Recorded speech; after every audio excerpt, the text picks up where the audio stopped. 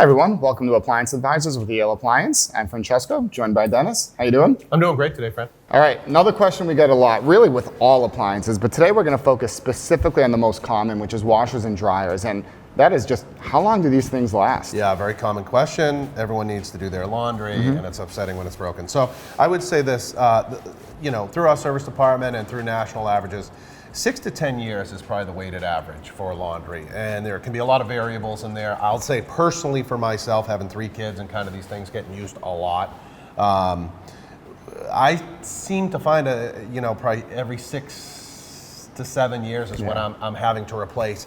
Traditionally, the washer seems to go first. The dryer will generally extend a couple of years longer perhaps, but certainly for myself, and I think for most of our customers, when one dies, they replace both. Yeah, for sure. If they're closer to that 6 to 10 year kind of thing.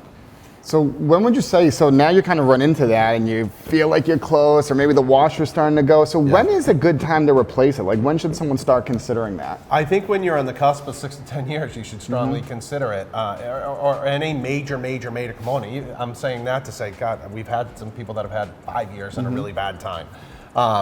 I think more often you should probably try to work with a service company that will maybe, if you don't end up going forward with, after they get the first analysis of what's going on, if they figure out and determine it's a major part, do you get any credit back for that initial service call to determine, wow, maybe it's time to replace that?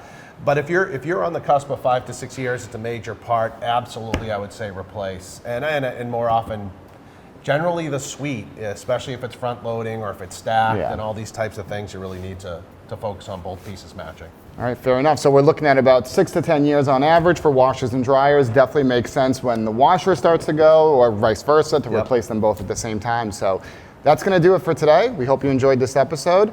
As always, if you have any comments, questions, we really appreciate those. And if you could like and subscribe, we'll see you next time. Thank you.